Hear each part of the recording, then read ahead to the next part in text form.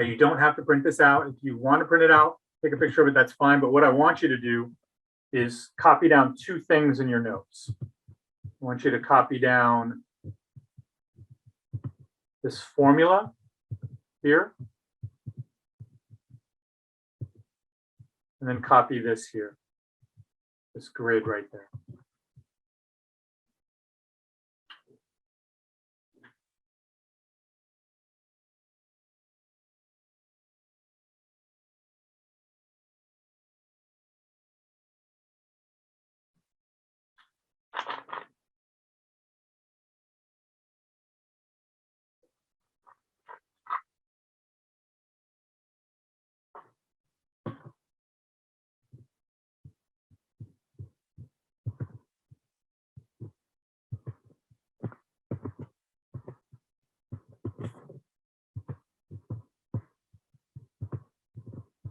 I'm going to write some things in here, but you don't need to write them down.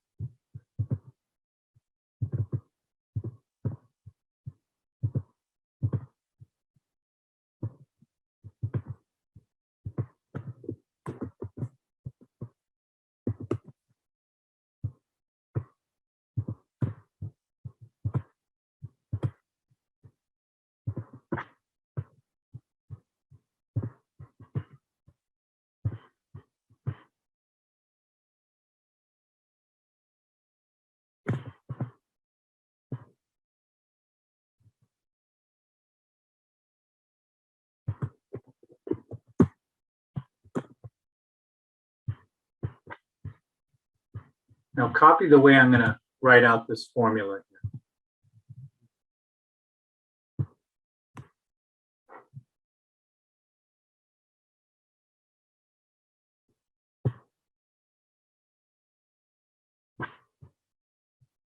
What I'm going to do is I'm going to take this formula here, that's what we call the midpoint formula. I'm going to put all the things that change in Q and the quantity up in the top in the numerator, and all the things that change the price down here in the denominator. Now notice if I'm calculating the price elasticity of demand between 12 and 10, my P1 is this 12, my P2 is this 10. My Q1 is this 3, my Q2 is this 4. Be very careful with order of operations here. So note my Q1, I'm looking up here at this formula and plugging in Q1 is 3. Q1 minus Q2. Q2 is 4. 3 minus 4. Paren divided by double paren Q1 plus Q2. So that's again 3 plus 4. Paren, then that's divided by 2, double paren.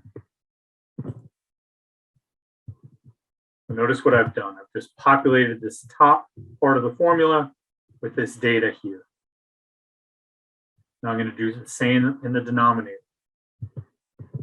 Again, I'm going to copy down order of operations. That's very important here.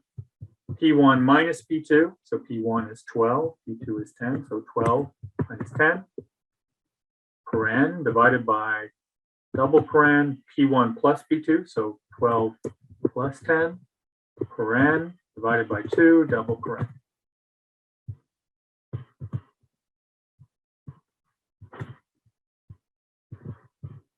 Now, I just want to take this step by step. Move some things around here. So notice that was my P1 and P2. That was my Q1 and Q2.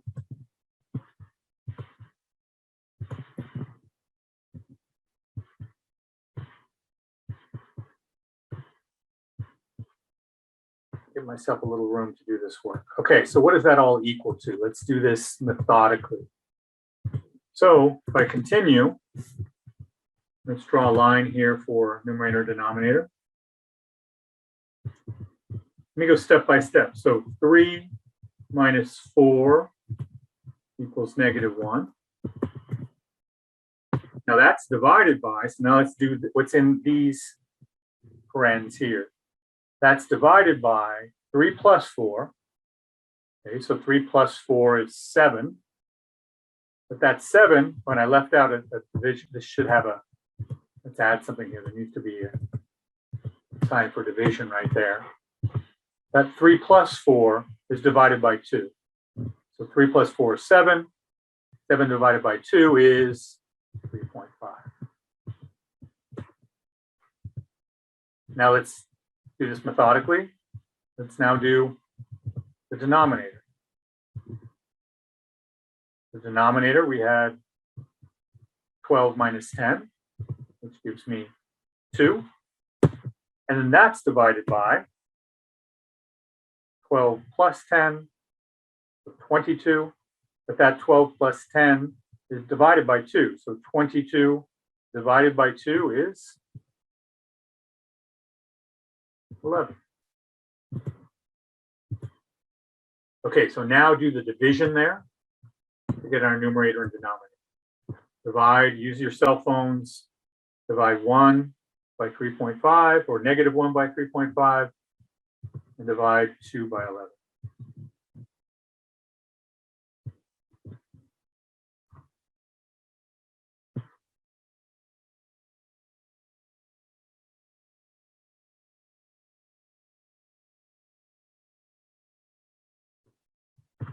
Always round to the hundredths place when we do math together in this class. So here, my numerator, negative 1 divided by 3.5, I get 0.285. So I'm going to do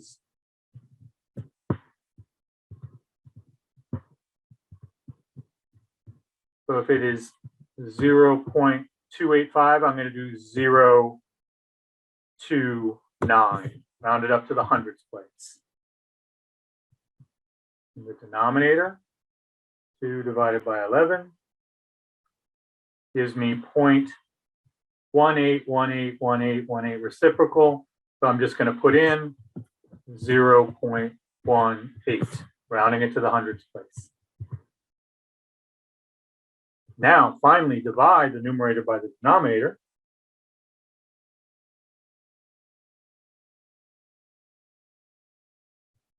And you get what? What do you get here?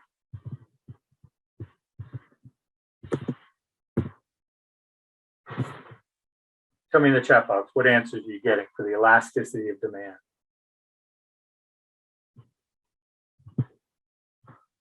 .29 divided by 0.18. Very good. Negative 1.61. What does that tell us about this product? So let's enter it into this grid here, right up top, negative. And remember, we always show it in absolute value terms. Let's now turn it to absolute value terms, 1.61. If it's 1.61, what kind of elasticity do we have? Yeah, the product is elastic. What should we do with the price?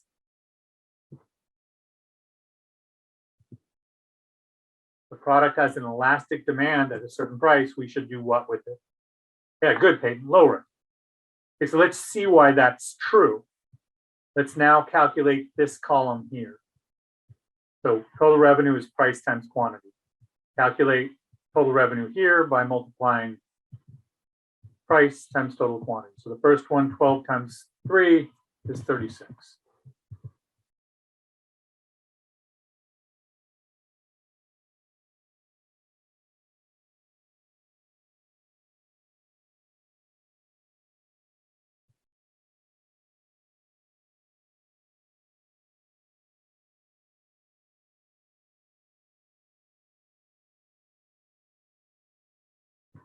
Note the next one, 10 times 40. 10 times 4 is 40. 8 times 5, 40. 6 times 6, 36. And then finally, 4 times 7, 28. Notice right here at a price between 12 and 10, elasticity of 1.6, we know that we should, if we're at the price of 12, we know to maximize our revenue, we're going to want to lower the price, right? So if we lower the price, notice that our revenue is going from 36 up to 40. So this math is confirming what we were saying earlier in the lecture. So now here's what I want you to do together. For this next elasticity, notice between 10 and 8, here your P1 will be 10, your P2 will be 8. Here, your Q1 will be 4, your Q2 will be 5. Then when you do 8 to 6, notice we scoot these down again. P1, 8 and 6, Q1, 5 and 6. Okay, but so now, do the rest of these here. I'm going to put you into groups to check with one another that you've got the right answers. Remember to use your order of operations. Remember to structure these equations very methodically, like I've done in this example right here. I'm going to call you back in 10 minutes. Now answer these questions, fill in those boxes in the next 10 minutes. Please accept this invitation. And I'll be right back. I'm going to run to the bathroom. I'll be right back in 10 minutes.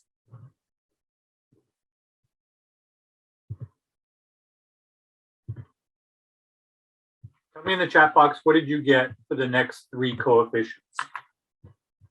Tell me in the chat box what you got for the next 3 coefficients. What was 10 to 8? Yeah, good, Brendan. 1. -1 should have been your outcome, and then you express it in absolute value terms. What about 8 to 6? If we all did it the same way by rounding to the hundredths place, it should be 0.62. So make sure those of you who have 6-4, make sure in the work we do, we are always rounding to the hundredths place every step along the way in our math. And the last one, what did we get? Yeah, 0.38. And so recall what I wanted you to do last class was recreate this table and then fill in the elasticities of demand, and then also write in the total revenue here. So remember, the total revenue, it's the price times the quantity. So if you haven't done this table, make sure you're recreating it here. I'm not going to delay for that. I was hoping, as I said in my email to you yesterday, that you've gone back and looked at the lecture from last class in order to be able to understand what we're going through here. So $36, then $40. Then also, there's another $40 here. Then 36, and then 28. And so obviously we're maximizing at a certain price there. And in this case, because my numbers are so small, we've got 2 points that'll maximize the revenue. But would you tell me, somebody who wrote it down, this was -1.61, this was -1. So it's obviously telling you you've maximized your revenue. What were these two here? Could somebody remind me?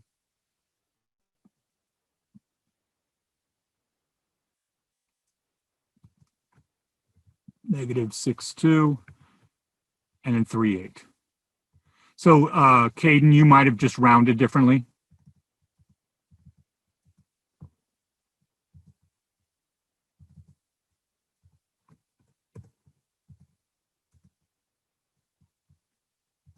So if you weren't rounding at each point to the second decimal place, Caden, you'd come up with a different answer.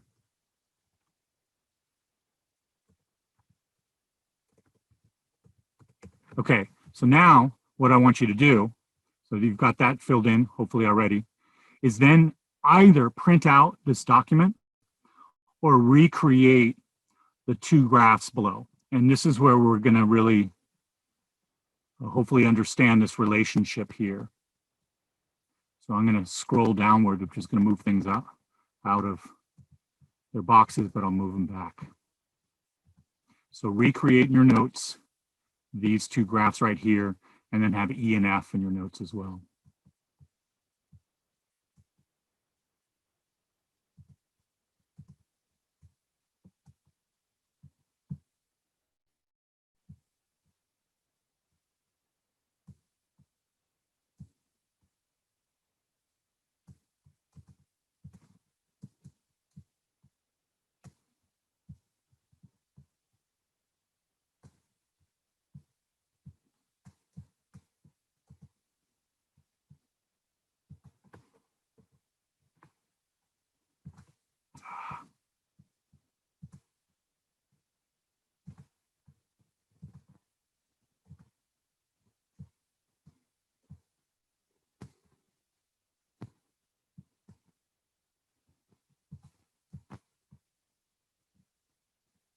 that one should be 40.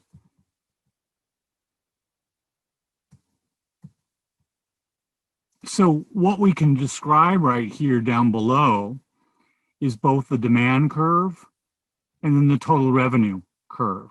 So we're going to relate the two of these together. Now, I went over this in the lecture, just giving you an example. So let's now functionally fill this in for the data that we have. So up here, you would label this P for price. Down here, you'd label this Q for quantity. Now the quantities correspond. So it's the same thing down here along the horizontal axis, quantity. And then here, rather than measuring price and quantity, you're measuring total revenue. So here, let's write TR. And then make a dot at the appropriate data point. And so note, for price and quantity for this product, we have the values up above, which is 12. There was 3, I believe. I'm not seeing it there, but tell me if I'm wrong. Then notice here, at $10, the quantity is 4. So at 10, 4. Then here at 8, quantity of 5. So 8 and 5, and so on. So what are those points? If I connect them, what is this called right here?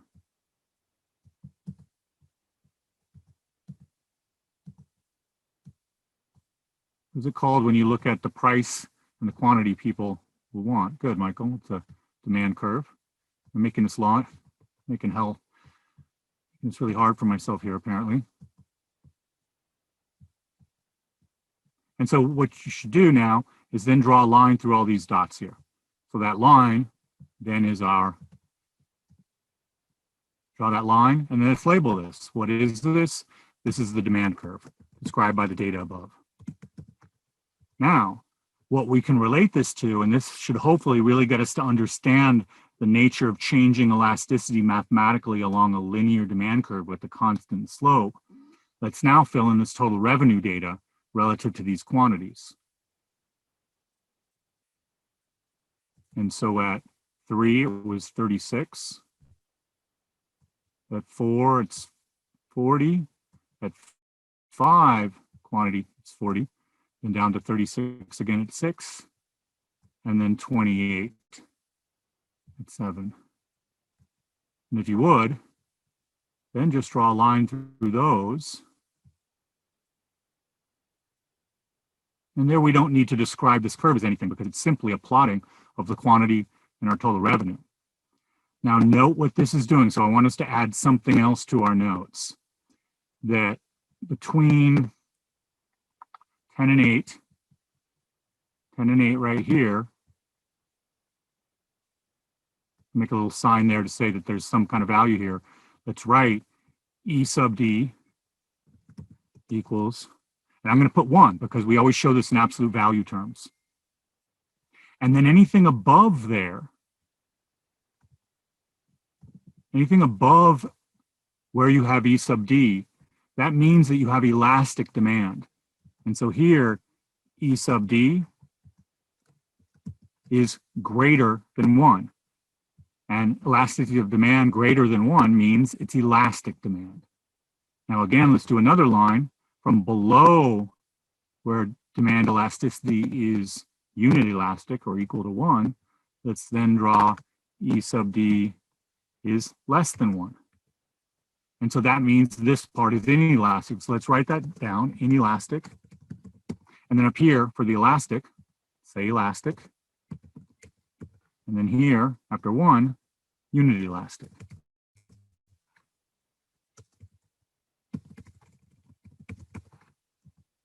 And so note that each of these points relates to the total revenue data down below. So there's a one-to-one correspondence that if you're here in this area, you've maximized your revenue. If you're here in the elastic zone, what should you do? So if you start at price of 12 right there, what should you do with your price? How should you move along the demand curve and why? Somebody other than Michael or anybody else who's giving me an answer. Let's hear from somebody else who hasn't participated yet.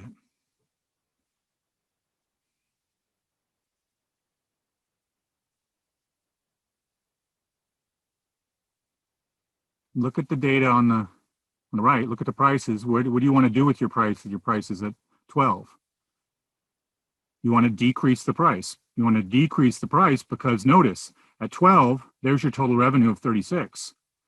But as you move down along the demand curve, meaning as you lower the price, notice correspondingly, your revenue is increasing. Whereas down here at your lower prices, at 4, note at 4, there's your corresponding total revenue. So what are you going to want to do to increase your revenue?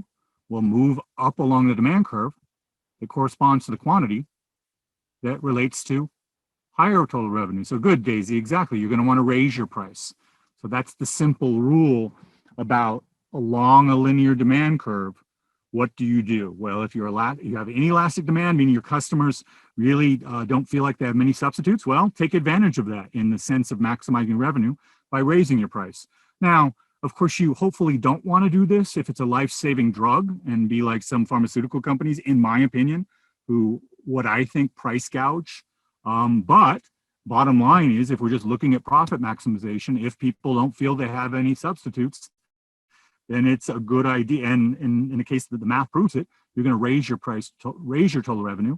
And where people see lots of options and substitutes, meaning it's elastic demand, you lower your price to try to intrigue them with your product being the lower priced one. And so really simply in your notes, now answer E and F. E and F relate to exactly what we just said. And that is for E, what do you do at the initial price of $12? And F, what do you do at the price of $4?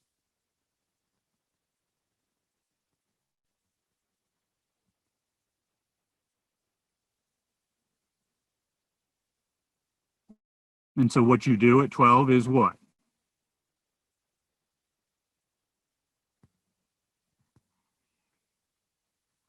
If you're, yeah, good, Kristen, you lower the price. And if your price is at 4, then you, what's the answer to F? Yeah, you increase the price. Good, thank you, Francisco, Kristen. Okay, so Emma, Nathan, anybody still needs some clarification about this realm of elasticity?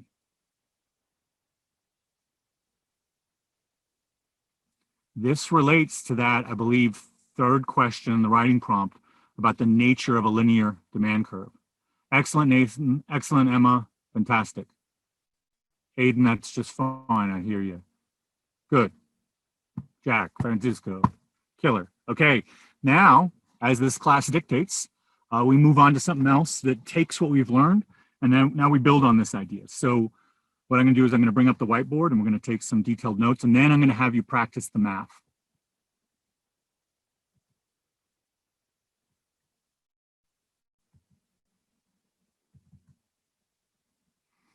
So you should be seeing a white screen here. And what I'm going to do